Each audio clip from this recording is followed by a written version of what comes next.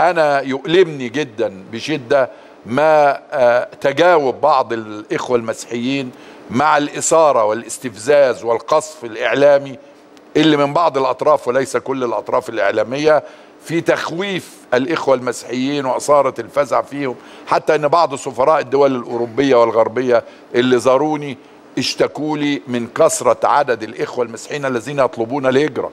أنا سوف أذهب إذا انتخبت رئيسا لكل المصريين في الخارج، وبالذات الإخوة الذين هاجروا بسبب خوفهم على أمنهم، لأعيدهم في نفس الطيارة التي أعود فيها إلى مصر. لن نسمح. مصر دكتور أبو الفتوح، وهذا هو الخبر الثاني الذي نحتاج منك تعليقا عليه.